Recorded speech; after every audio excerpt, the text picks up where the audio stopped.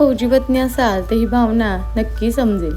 सुट्टीवर आलेल्या फौजीसोबतचा साधा दिवसही आपल्यासाठी खास असतो. फौजी आयुष्यात आपण नेहमी वेळेच्या मागे धावत असतो. सकाळ झाली की काम, मुलं, जबाबदाऱ्या आणि पुन्हा दिवस दुसरा.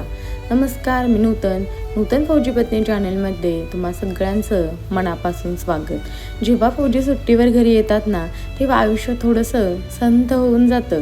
आजचा दिवसही तसाच होता. कुठलाही मोठा प्लॅन नव्हता, कुठलीही मोठी ट्रिप नव्हती, पण मन मात्र खूप आनंदी होतं. कारण आज पूर्ण दिवस आपली माणसं आपल्यासोबत होती. सकाळी आम्ही शेजारच्या ताईंसोबत मी झुंबाला गेलो. तुम्हा सगळ्यांना तर माहीतच आहे, माझी वेट लॉस जर्नी सुरू आहे. प्रेग्नन्सीनंतर माझं वेट गेन झालेलं आहे. 80 किलोपर्यंत माझा हे वेट होतं आणि मी क्वार्टरवरही माझी जर्नी सुरू केली होती आणि ही जर्नी तशीच कंटिन्यू राहावी म्हणूनच सुट्टीवर आल्या देखील मी माझ्या मैत्रिणींसोबत झुंबाला गेलेले होते. फौजी पत्नी झाल्यावर कळतं, मैत्रिणी रक्ताच्या नसल्या तरी मनाच्या होतात. कारण पोस्टिंग बदलतात, ठिकाणं बदलतात, पण काही माणसं कायमची आठवण बनून राहतात. मी झुंबाला गेले होते ना, तोपर्यंत माझी मुलं त्यांच्या घरी खेळत होती आणि त्यांची मुलं आमच्या घरी खेळत होती आणि घरभर फक्त गोंधळच होतो. पण हा गोंधळही किती सुंदर असतो ना, कारण कॅन्ट किंवा फौजी कुटुंबात शेजारी फक्त शेजारी राहत नाही आणि ते आपल्या कुटुंबाचा भाग बनतात. उन्हाळा खूप होता. माझा छोटा मुलगा उकाड्याने इतका त्रास सहन करावा लागत होता ना, त्याला झोपही येत नव्हती, तो रडत होता आणि आई म्हणून मी पण खूप बेचैन होते. कारण आम्ही क्वार्टरवरती ऑलरेडी कूलर होता, पण सुट्टीवर आलो होतो आणि आपल्याकडेही एवढी गरमी होती. त्यात आमचं टेरेसवर लास्ट फ्लोअर असल्यामुळे, टेरेस तापल्यामुळे त्याला खूप गरमी होत होती, घामोळ्या येत होत्या आणि झोपही लागत नव्हती. मग काय, फौजी बाबा स्वतः दिवस रात्र उन्हात, बर्फात, पावसात, थंडीत काढतील, पण मुलांसाठी मात्र मुलाचा त्रास त्यांना थोड्या दिवसांनी देखील त्यांना सहन होत नव्हता. मग त्यांनी कूलर आणायचं ठरवलं आणि कूलर घेऊनही आले. उन्हात फिरणं, सामान उचलणं, घर आवरणं, हे सगळं करताना वाटलं आईची ड्युटी काही कमी नसते बरं का. फरक फक्त एवढाच असतो, फौजी देश सांभाळतात आणि आम्ही फौजींचं घर आणि फौजींचे हे छोटे फौजी.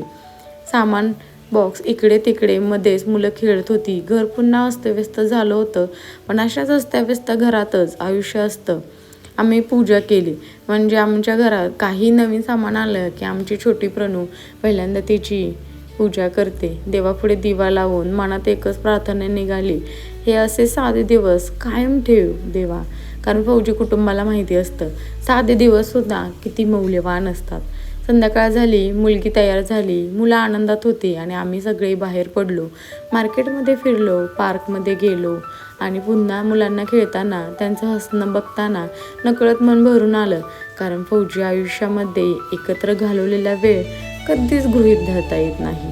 कधी सुट्टी संपते, कधी पुन्हा निरोप द्यायची वेळ येते, हे कुणालाच माहिती नसतं. म्हणून असे दिवस जगून घ्यायचे असतात, पूर्ण मनाने, पूर्ण प्रेमाने. रात्री घरी परतताना थोडासा नमकीन वगैरे घ्यायचं ठरवलं. दिवस संपत आला होता.